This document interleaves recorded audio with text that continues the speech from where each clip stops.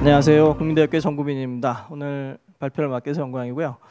이번 시간엔 조금 다른 주제로 이제 소프트웨어 디파인드 비클이라고 하는 부분과 앞으로의 어떤 발전 방향 이런 부분들, 그리고 로봇 산업에는 어떤 시사점이 있는지 여러분 잠깐 보겠습니다. 그러니까 지금 앞에 이제 박준희 박사님 이제 발표도 나온 것처럼 이제 AI를 통해서 로봇의 학습으로, 그러니까 밑에서 기계적인 해석에서 올라오는 것이 아니고 학습과 소프트웨어 통해서 이제 하드웨어가 좌우되는 시대에 이제 어떤 식으로 이 시장이 바뀔 건가 이런 부분이고요.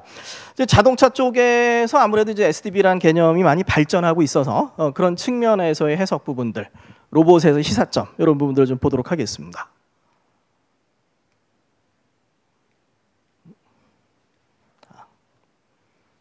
네, 저는 지금 휴맥스하고 현대오토모티브 사이사를 맡고 있고요. 관련해서 이제 SDV나 자율주행 쪽을 주로 좀 많이 보고 있고요. 일단 이제 소프트웨어 디파인드 비클이라고 하는 부분을 좀 보면 현대차 홈페이지에 있는 내용이고요. 이제 소프트웨어가 자동차의 주행 성능, 그리고 편의 기능, 안전, 차량의 감성, 브랜드 아이덴티티까지 규정하는 자동차 이런 내용이 하나 나오고 있습니다. 주요 특징은 이제 OTA가 될 거고요.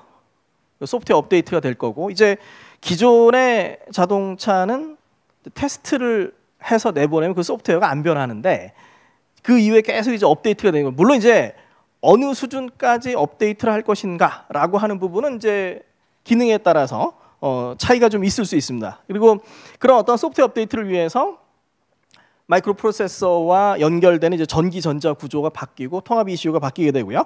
이 아키텍처가 바뀌고, 이제 궁극적인 부분은 뭐냐면 서비스 시장이 활성화될 거다. 이렇게 이제 예상을 좀 하고 있습니다. 그래서 우리가 이제 여러 회사들에서 SDV를 정의를 하는데 몇 가지 좀 정의를 보면 현대차 정의를 한번 봤고요. 삼성전자 쪽을 보면 뭐가 있냐면 판매한 이후에도 서비스 판매를 통해서 수익을 창출할 수 있는 자동차 이런 부분이 나옵니다. 지금 어떤 우리가 스마트폰처럼 판매 이후에 소프트웨어 업데이트로 수익을 낼 수 있고 그 부분이 이제 점점 커지게 될 거고, 그래서 서비스 중심의 시장이 갈 거고, 이제 그런 부분들이 로봇에서도 마찬가지로 다양한 소프트웨어를 업데이트하면서 서비스가 활성화될 거다. 뭐 이런 얘기가 좀 되는 거죠. 보시 측에 보면은 보시는 이제 자동차 부품사입니다. 자동차 부품사 입장에서는 뭐가 있냐면 소프트웨어가 이제 하드웨어 스펙까지 결정을 해요. 부품사 입장에서 이런 부분들, 하드웨어 자체를 바꾸는 부분까지 가지 않을까? 이런 부분이 있고요. 르노 이제 자동차 입사죠. 그래서 차량 기능을 업데이트할 수 있다. 이런 부분이 하나 있고요. 이게 안 넘어가네. 죄송합니다. 네, 그다음에 블랙베리 쪽에 이제 보면은 이제 소프트웨어 업체입니다. 소프트웨어 업체 입장에서 이제 소프트웨어를 통해서 모든 것을 활성화할 수 있다. 이제 이런 내용을 이제 같이 좀 보고 있습니다. 그래서 이제 그 소프트웨어 디파인드 비클이 할 수 있는 기능들이 이제 뭐가 있는가라는 거죠. 그래서 보면은 뭐 우리가 이제 내비게이션이나 인포테인먼트 앱에서 다운로드 받는 부분이 하나 있고요. 그다음에 기능 업데이트, 새로운 기능 제공, 구독 서비스 같은 소비자에게 드러나는 부분도 있는데 소비자에게 드러나지 않는 부분도 있습니다. 출시할 때 있었던 버그를 픽스한다든가 아니면 이제 파라미터를 업데이트하고요. 리콜이라든가 규제 같은 제도가 바뀌면 거기에 이제 대응을 하는 거죠. 예를 들어서 이제 그 미국에서 있었던 부분들이 예전에 이제 보안 이슈가 하나 있었는데 이제 다른 자동차사들은 이제 차량을 정비소로 불러서 일일이 업데이트를 해야 돼요. 그 비용이 만만치 않은데 테슬라 같은 경우에는 소프트웨어 업데이트로 이제 했다는 얘기거든요. 그런데 이제 테슬라 쪽에 소프트웨어 업데이트 횟수가 점점 많아지면서 소프트웨어도 이제 그 자동차 입장에서 리콜이라고 이제 부르기 시작을 했습니다. 그 지금 이제 그 SDV의 이제 주요 기술적인 키워드를 보면 첫 번째는 뭐냐면 이제 전기전자 구조가 바뀌어야 되고요. 고성능 프로세서가 들어가는 거죠. 그래서 지금 이제 보면 나오는 게 차량 제어 부분, 기존의 어떤 바디 샤시 파워트레인이라고 되어 있는 부분들이 하나의 차량 제어라고 되어 있고요. 그다음 인포테인먼트 쪽이 있고, 그다음에 이제 그 자율주행과 소프트웨어 업데이트를 이제 하나를 담당을 하게 됩니다. 각각 이제 플랫폼이 좀 있을 거고요. 그리고 이제 이 부분이 상당히 이슈가 좀 됩니다. 지금 보면은 여기 이제 하드웨어와 소프트웨어 분리, 디커플링이 있는데 디커플링이 좋은 건가요? 라는 질문이 있는 거죠. 어떨까요, 이게? 이 부분이 이제 최근에 상당히 이슈입니다. 여기 안드로이드가 있습니다. 안드로이드는 철저하게 하드웨어, 소프트웨어 디커플링이 되어 있고요. 예, 그런데 예전에 안드로이드 고스 문제 같은 게 있었죠. 최적화와 다음에 이제 그 디커플링 사이에서 우리가 어떤 스탠스를 취해야 되는가라는 어떤 제조의 입장, 그다음에 소비자의 입장에서의 가격의 입장, 이런 게 이제 결국은 이제 궁극적으로 우리가 봐야 될 부분인데, 어쨌든 이제 SDB 입장에서는 버추얼라이제이션이 있어야 되지 않을까, 이런 부분이 될 거고요. 그다음에 이 아키텍처와 버추얼라이제이션, 소프트웨어 플랫폼인데, 지금 차량의 소프트웨어 플랫폼은 이제 거의 안정화가 되어 가고 있고요. 여기서 이제 API를 뽑는 거죠. 그럼 API를 뽑으면 그 API를 가지고서 다양한 애플리케이션을 만들 수 있습니다. 자율주행도 업데이트하고요, 인포테인먼트도 만들고, 이제 이런 부분이 되고요. 그 다음에 클라우드가 점점 더 중요해집니다. 이제 클라우드에서 뭐 일반 어떤 뭐 가제보 같은 시뮬레이션 이런 부분도 있지만, 소프트웨어 자체를 마이컴 단위에서 시뮬레이션하는 이제 이런 부분도 좀 나오고요. 그다음에 결국 이제 궁극적으로 보는 거는 요 앱 시장의 활성화가 주요 목표가 됩니다. 그래서 올해 이제 6월달에 15차 이제 AOC 오토사 오픈 컨퍼런스가 있었고요. 그러니까 지금 5년 전 그림인 거죠. 5년 전 그림에 보면 기존에 이제 그 오토사 클래식이라고 하는 제어용 플랫폼이 있었고요. 그다음에 인포테인먼트 플랫폼. 최근에는 자동차사들이 안드로이드 오토모티브를 이제 도입을 하고 있고요. 그다음에 이제 나오는 분 이제 어댑티브 오토사 부분이 있습니다. 어댑티브 오토사는 이제 그 소프트웨어 업데이트하고 이제 자율주행을 담당하는 이런 이제 플랫폼이 되고, 그래서 어댑티브 오토사를 중심으로 해서 이제 소프트웨어를 업데이트하는 이제 이런 부분이 되는데요. 그래서 우리가 이제 봐야 될 부분이 뭐가 있냐면, 지금 자동차사의 플랫폼 구조는 대략적으로 여기 이제 그 자율주행 인포테인먼트, 자율주행 인포테인먼트 차량 제한 세 가지로 나눠지고요. 이 컨트롤 쪽에 이제 기존의 클래식 오토사가 가지고 올라가고, 여기 이제 주로 이제 안드로이드 오토모티브 가는 거죠. 그래서 여기 이제 어댑티브 오토사가 들어왔습니다. 근데 이제 재밌는 부분이 뭐가 있냐면, 기존의 자동차사들은 구글의 안드로이드를 엄청 경계를 했습니다. 그래서 그 자체적으로 만든 플랫폼을 많이 사용을 했는데, 이제는 뭐냐면 작년에 이제 폭스바겐이 MWC23에서 이제 안드로이드 오토모티브 도입을 발표를 하면서 무슨 얘기를 하냐면, 얘가 급한 게 아니라 이쪽이 급하다는 거죠. 어떤 소프트웨어 업데이트를 통해서 차량의 가치를 유지하지 않으면 자동차사가 생존이 어렵다. 그래서 우리는 안드로이드 오토모티브를 전격적으로 도입을 하고, 그러니까 인포테인먼트 플랫폼에 들어가는 노력을 줄이고 어댑티브 오토사를 통해서 소프트웨어 업데이트와 자율주행 진화를 가겠다가 이제 작년 폭스바겐이 MWC23에서 발표한 부분이고요. 대부분의 자동차사들이 이제 비슷한 부분을 가고 있습니다. 예를 들어서 이제 테슬라 구조를 보면, 원래는 이제 그 처음에는 이제 자율주행, 인포테인먼트, 차량 제어가 나눠져 있다가 지금 이제 자율주행과 차량 제어를 합쳐서 하드웨어 3.0에서 같이 보고 있는 거죠. 소프트웨어가 지금 FreeRTOS, 뭐 우분투, 리눅스 OS 올라가 있는. 그러니까 구조가 먼저 실제로 쓰는 소프트웨어 플랫폼은 다르지만 주요 자동차사의 플랫폼과 테슬라의 아키텍처가 비슷하게 가고 있다, 이런 부분이고요. 그다음에 중요한 부분이 이제 거의 그 안정화가 돼서 상용화 시점에 왔습니다. 그래서 2025년에서 2027년 정도면 이제 자동차사의 소프트웨어 플랫폼이 안정화될 거고, 그럼 그때부터 어떤 그 서비스나 자율주행 시장이 이제 본격적으로 발전할 거다, 이런 부분 한번 참고를 해보시면 될 것 같습니다.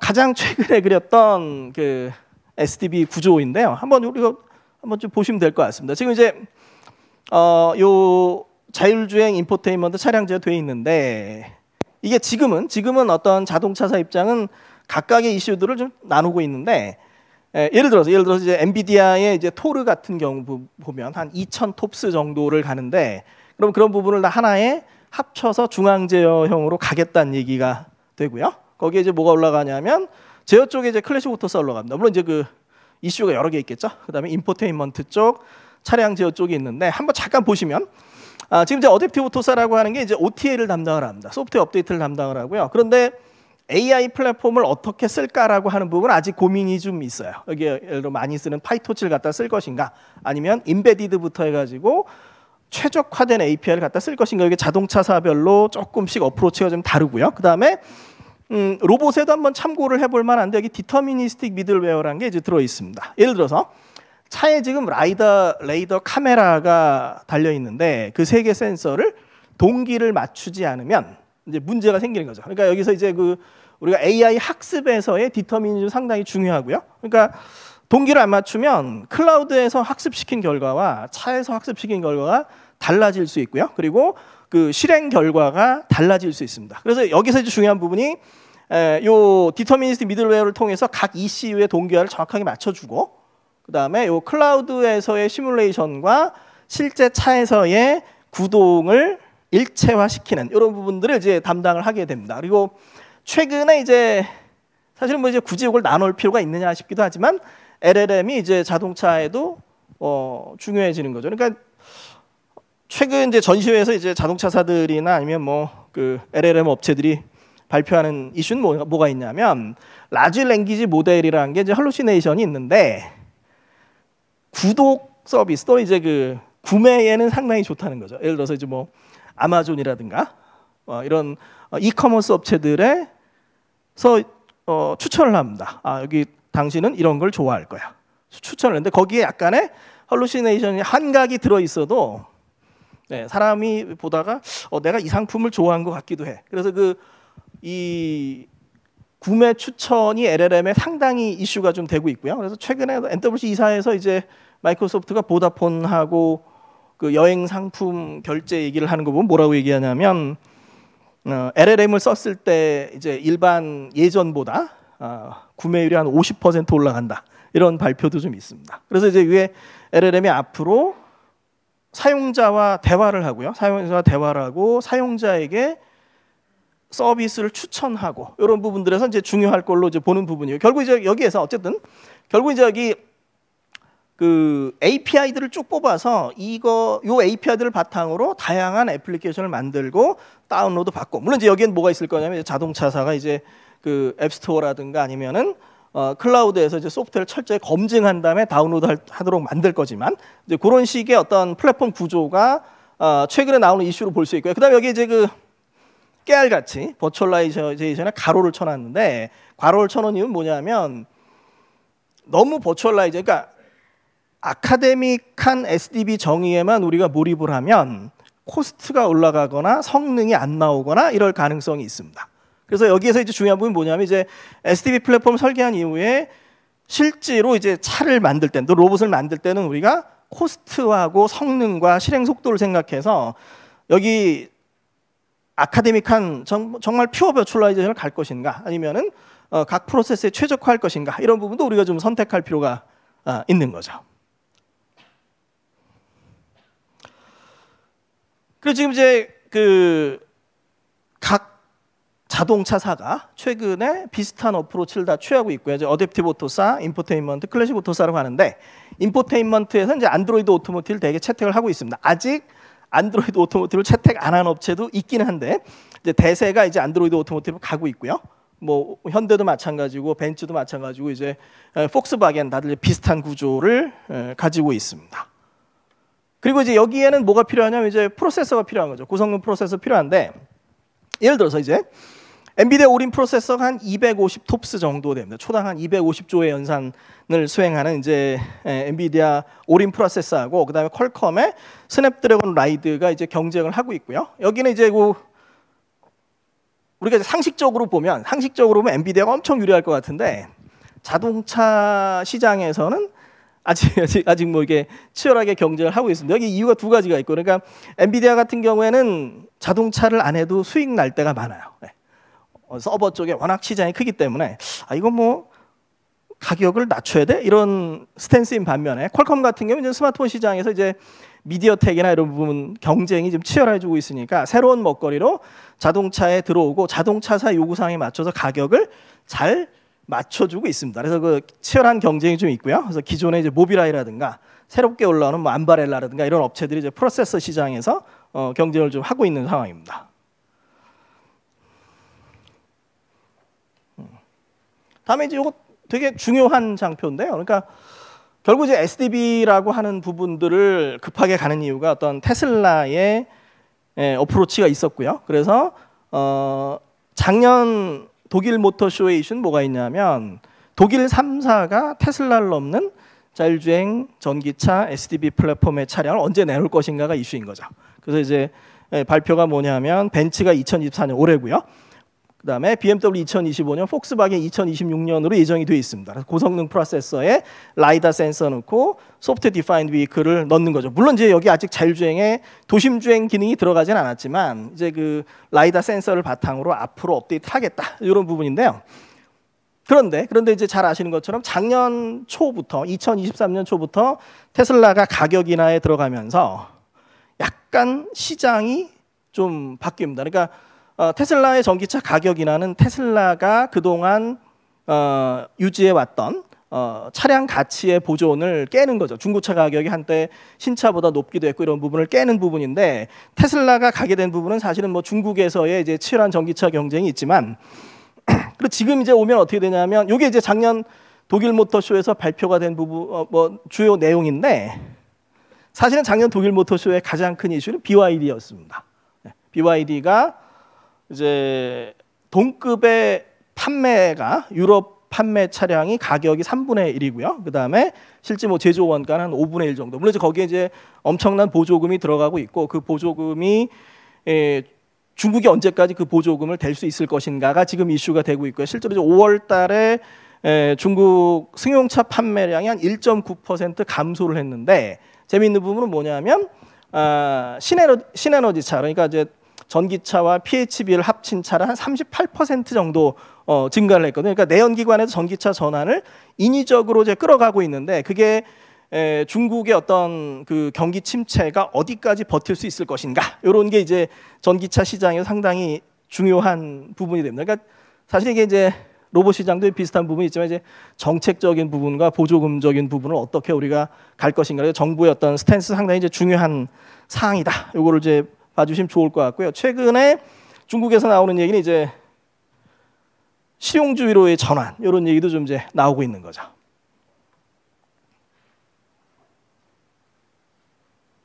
네, 그래서 벤츠의 이제 MB.OS입니다. MB.OS고요. MB.OS가 지금 하드웨어 플랫폼 위에다 이제 MB.OS를 이제 넣게 되고요. 뭐 칩 투 클라우드에서 클라우드와 이제 소프트웨어 연동이 상당히 좀 중요해지고 있다 이런 부분이 될 것 같고요. 그다음에 4개 도메인입니다. 그러니까 자율주행, 인포테인먼트, 드라이빙 앤 차징, 바디 앤 컴포트 4개로 나누고 있고 그리고 요거 한번 봐주시면 좋은데요. 그러니까 통신이라고 하는 부분들, 그러니까 소프트웨어 업데이트를 위해서 통신이 중요한데 아반시라고 하는 플랫폼이 몇 년 전에 큰 이슈가 됐습니다. 이제 무슨 얘기냐면 이제 우리가 그 퀄컴 칩을 사서 차에 넣어서 끝나는 게 아니라 여기에는 IT 업체와 그러니까 특허 문제가 남는다는 거죠. 칩셋을 사서 끝나는 게 아니라서 그 IT 업체와 자동차사의 그 통신 특허 경쟁이 있었고요. 매번 자동차사가 패배했습니다. 졌고요. 그러면서 이제 아반시라는 단체가 하나 나와서 통신 특허 풀의 한 90%를 가져가는 거죠. 그래서 어쨌든 작년에 계약이 어떻게 됐냐면 5G 차량에 대당 $30입니다. 네, 얼마 안 들어가죠. 엄청 큰 액수예요. $30인데 벤츠가 8월, 현대가 11월에 계약을 했고요. 이제 뭐냐면 자동차사가 소프트웨어와 서비스 중심으로 시장을 바꾸겠다. 이런 게 이제 노력이 보인다는 거죠. 그리고 이게 이제 그 전체 플랫폼 구조고요. 클래식 오토사 있고 어댑티브 오토사 있고 뭐 인포테인먼트 있고 이렇게 되어 있습니다. 나중에 한번 참고하시면 될 것 같고요. 다음에 이제 주요 자동차사 동향에서 이번에 이제 AOC가 6월 달에 있었는데 중국 동향이 또 소프트웨어에서도 상당히 이슈가 됐습니다. 이제 어떤 얘기냐면 그래서 아까 제가 그렸던 그림처럼 API가 상당히 중요한데 그거를 다른 나라는 각 회사별로 어떻게 할 걸 고민하는데 중국은 이제 전체 회사를 모아가지고 표준을 만든 거죠. 네, 이게 앞으로 어떤 그 SDB의 이제 여러 나라 진화에 많이 참고가 될 것 같습니다. 다음에 이제 가상 시뮬레이션이라고 하는 부분들은 이제 뭘 얘기하냐면 암 프로세서에 대한 거를 이제 그 서버에서 이제 시뮬레이션이 가능하기 때문에 프로세서부터 소프트웨어까지를 다 시뮬레이션해서 안정성을 검증한 다음에 소프트웨어를 다운로드 하겠다라는 어프로치고요. 이게 그 외국에서는 소피라고 읽고 우리나라에서는 소아피라고 읽는데 어쨌든 뭐 이 소피라고 하는 단체가 최근에 많이 이슈가 되고 있습니다. 국가 과제로도 많이 나올 거라서 참고를 많이 하시면 좋을 것 같고요.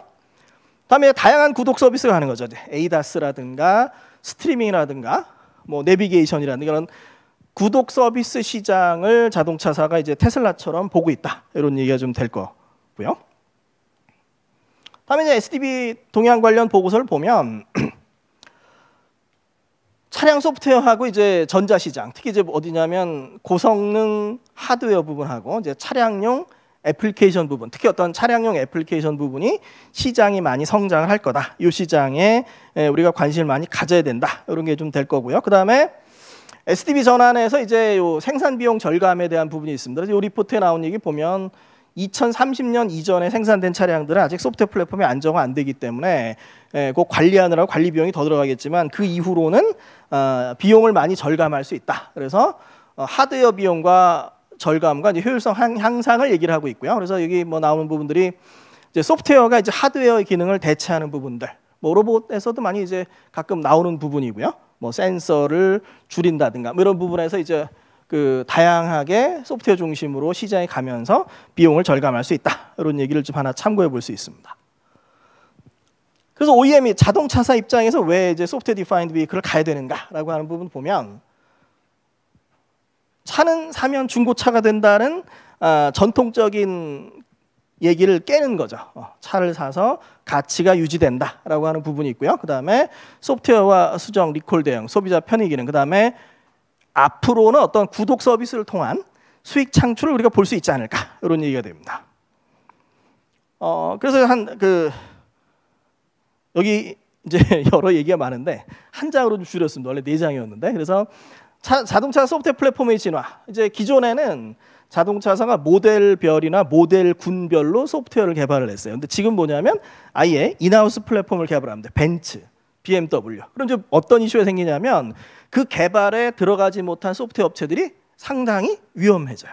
그게 지금 SDB에서 나오는 변화고요. 다음에 이제 요걸 가지 않을까라고 보는 부분은 뭐냐면 하드웨어 위에 소프트웨어 플랫폼을 얻는 게 아니라 소프트웨어 플랫폼에 하드웨어를 맞추게 되면서 또는 이제 뭐냐면 이제 그 소프트웨어 중심으로 가게 되면 OEM이 설계하고 밑으로 주기 때문에 부품이 유사해진다는 거죠. 결국 어떤 SDB가 가지는 가장 위험한 부분들, 그 보쉬에서 나오는 것처럼 뭐냐면 단순히 어떤 소프트웨어 플랫폼의 변화와 구독 서비스로 끝나는 것이 아니라 그게 하드웨어 부품 시장 자체를 바꾸기 때문에 SDB에 많은 관심을 가져야 된다. 이런 얘기가 될 거고요.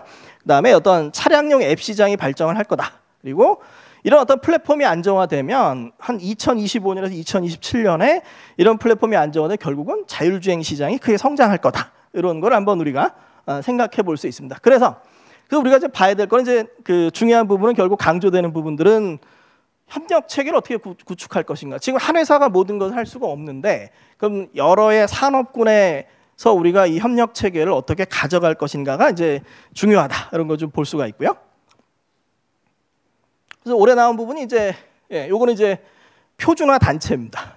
SDB 관련 표준화 단체 상당히 많은데 각각이 이제 어떻게 협력을 할 것인가가 중요하다. 이런 부분이 하나 있고요. 네, 그다음에 이제 SDR로 이제 넘어가겠습니다. 소프트웨어 디파인드 로봇 이제 보면 결국 어떤 탑다운 어프로치가 이제 중요해지고, 그러니까 부품을 합쳐서 설계하는 것이 아니라 디자인하고 내린다는 거죠. 디자인하고 내리고 어떤 기능을 할 것인가 이런 부분들. 그다음에 여기 소프트웨어가 다운로드 상당히 이제 중요해지고, 그다음에 여기 뭐 테슬라 예제에서 나오는 부분이죠. 그래서 전기차에 있던 부품들, 프로세서와 부품들을 가져오고 로봇을 위한 새로운 부품을 설계하고 이제 탑다운으로 가는 어프로치가 나오는데, 기존의 어떤 그 자동차 산업이나 로봇 산업이나 다 바텀업 어프로치에서 이제 출발을 했는데, 그런 패러다임 변화에 어떻게 이제 기존 업체들이 대응할 것인가 이런 부분이 있을 거고요. 그다음에 이제 소프트웨어 플랫폼이 이제 중요해지고요. 그리고 소프트웨어 시장 변화와 함께 이제 하드웨어 부품 시장 변화가 연계된다라고 하는 점이 이 SDB에 상당히 이제 중요한 이슈가 되고요. 그리고 결국 어떤 서비스 시장이 이제 활성화됩니다. 그래서 로봇 판매 이후에 또는 자동차 판매 이후에 계속 어떤 소프트웨어 업데이트를 통해서 또는 서비스 다운로드를 통해서 수익을 낼 수 있도록 하자, 이렇게 되는 거죠. 그러니까 여기 이제 집에 가정용 서비스 로봇이 있으면 이게 뭐 바퀴 달린 스마트폰이 돼서 다양한 애플리케이션 앱을 다운로드 받고 어떻게 업체들이 수익을 만들어 갈 것인가, 이런 부분이 될 거고요. 근데 결국 이제 중요한 부분들이 이제 사용자 인터페이스. 점점 사용자 인터페이스가 이제 발전을 합니다. 특히 이제 LLM을 통한 사용자 인터페이스가 상당히 획기적인 변화를 가져올 것으로 보고요. 그러니까 그리고 이제 요 전기차나 스마트 팩토리 등 관련 시장 연계 상당히 중요합니다. 그러니까 전기차의 발전과 로봇의 발전이 결국 합쳐질 거고, 그다음에 지금 스마트 팩토리에서 이제 많은 로봇이 쓰일 텐데 그 로봇들을 어떻게 갈 것인가. 그러니까 대기업 입장에서는 스마트 팩토리에 들어가는 다량의 로봇들을 표준화해서 만들어야 되는 거고, 그럼 이제 로레벨까지 이제 가야 되는 거고, 거기에 공급하는 업체들 입장에서는 내가 만든 로봇을 많이 팔고 싶을 거고, 그런 어떤 시점에서 어떤 타협점을 가져갈 것인가가 이제 중요하게 됩니다.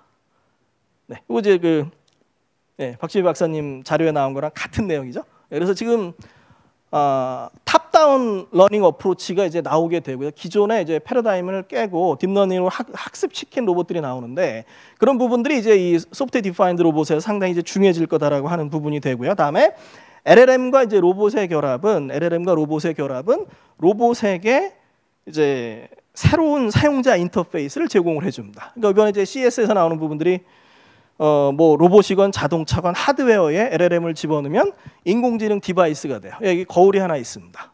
백설공주 동화가 있고요. 거울하고 오라 오늘 날씨가 어때? 그러니까 아무 하드웨어나 LLM을 집어넣으면 이제 바뀌는 거죠. 그래서 이런 부분에서 어떤 휴머노이드와 LLM을 통한 이제 어떤 새로운 진화들, 그 다음에 소프트웨어를 업데이트하면서 다양한 기능들과 서비스를 만들어가는 부분들, 이런 부분들이 이제 앞으로 소프트웨어 디파인드 로봇 상당히 이제 중요한 이슈가 될 것으로 이제 생각이 됩니다. 그리고 다양한 로봇들이 있습니다. 그리고 이게 이제 협동 로봇이나 군진 로봇이나 로봇 관제 부분들, 여러 로봇을 사용하면서 그런 부분들이 또 이제 중요해질 거고요. 결국에 나오는 부분들이 이제 로봇 서비스나 앱 시장의 활성화가 이제 올 것으로 보이기 때문에 이 소프트웨어 디파인드 로봇에 이제 많은 관심을 가질 필요가 있다. 이게 될 거고요. 네, 마지막으로 이제 어떻게 우리가 협력 체계를 구축할 것인가라고 하는 게 상당히 이제 중요한 부분이고요. 아까 이제 식사하면서 원장님도 회장님도 강조를 많이 하셨는데, 완조품 제조사가 있고 소프트웨어 관련사, 부품 제조사, 그 다음에 이거를 갖다 쓰는 사람들과 서비스 업체들, 이런 분들을 묶어서, 즉 결국 이제 어떤 소프트웨어 디파인드 로봇이나 소프트웨어 디파인드 비클 모두 다 서비스와 애플리케이션 중심의 이제 시장 재편이 있기 때문에, 그래서 그런 협력을 바탕으로 잘 발전해 나갔으면 좋겠습니다. 네, 우리나라는 뭐 이제 하드웨어나 소프트웨어나 인공지능이나 이제 다 어느 정도는 잘하고 있는 업체들이 있기 때문에 그런 부분의 협력을 통해서 많이 발전해 나갔으면 좋겠습니다. 네. 네, 제 발표는 여기서 마치고, 혹시 뭐 또 이제 우리나라 로봇 산업과 전체 우리나라 또 최신 기술의 발전을 또 많이 이끌어 주십시오. 감사합니다.